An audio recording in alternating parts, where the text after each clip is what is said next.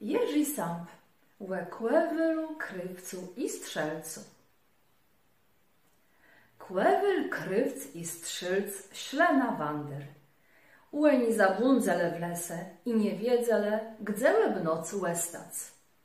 Kłewyl wlysł na chujka i widział dalek na górze jedną małą chałepę.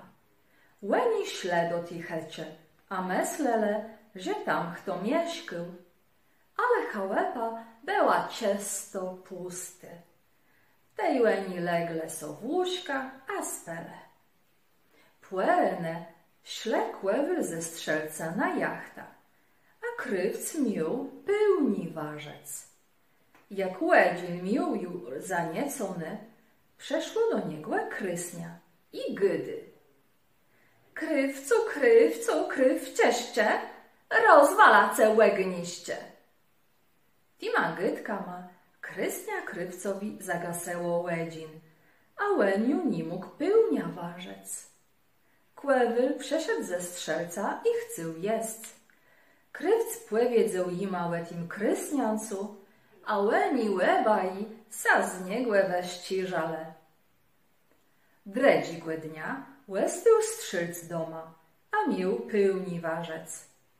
Ciejłen łedzin miał zaniecony, przeszło krysnia i rzekło: strzelcu, strzelcu, strzelcieście, rozwala całe gniście.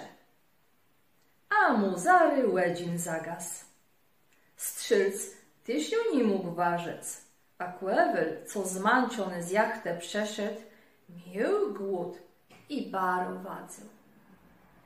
Trzeciego dnia łestył sa w checie kłewyl pełni warzec.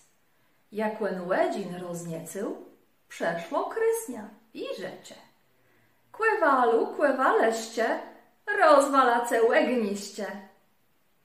Kłewyl ale chwycił krysnia za gardło i wadzy: krysnia, krysnia, krysniście, łóż na tobie brodzeście.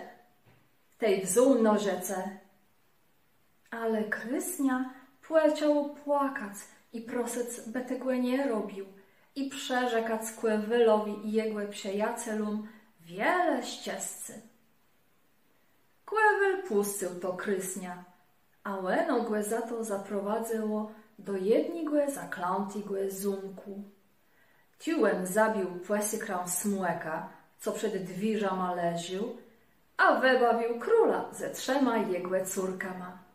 Kłewyl, krywc i strzelc sa z nim małe żenile i ziele długłe i baro ściestle wie.